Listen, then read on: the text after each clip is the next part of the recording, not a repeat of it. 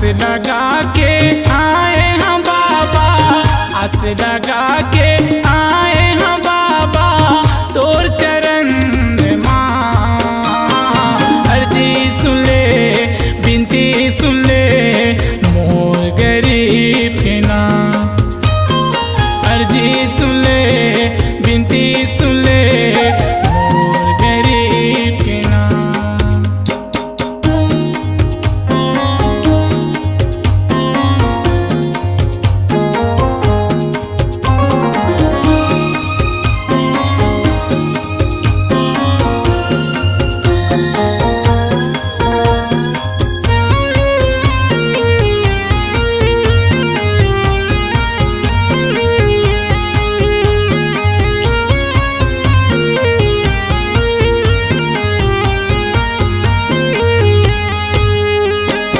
गावत हाँ तोरे पंथी भजन ला सुनत गात हाँ।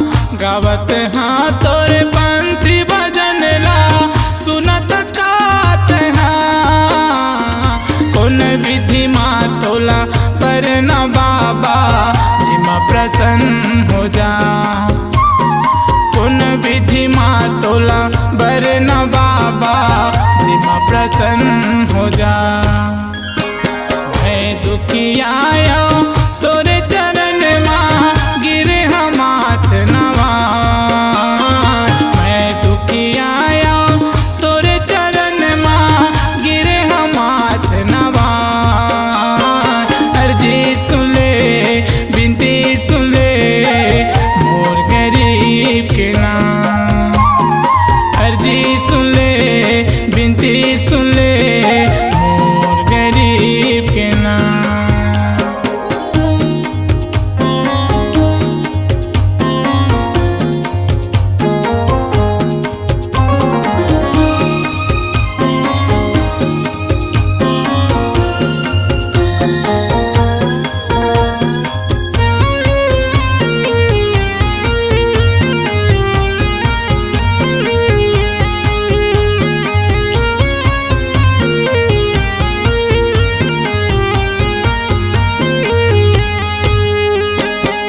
सबके तैहा बिगड़ी बनैया, बिगड़ी बना दे मोर।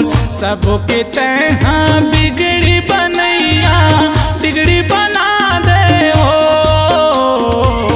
आठों पहर तोला देखत रहते भजनयन मामू। आठों पहर तोला देखत रहते भजनयन मामू। कहीं हम मोरे भाग्य विधाता मोरे नसीब के। कहीं हम मोरे भाग्य विधाता मोरे नसीब के ना। अर्जी सुन ले, बिनती सुन ले मोर गरीब के ना। अर्जी सुन ले, बिनती सुन ले मोर गरीब के ना।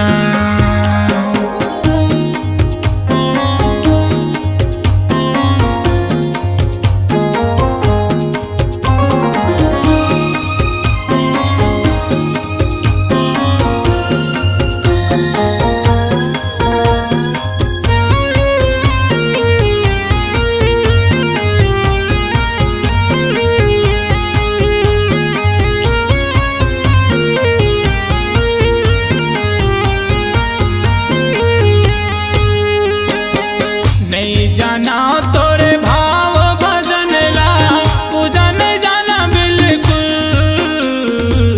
नहीं जाना तोरे भाव भजन ला पूजन जाना बिल्कुल।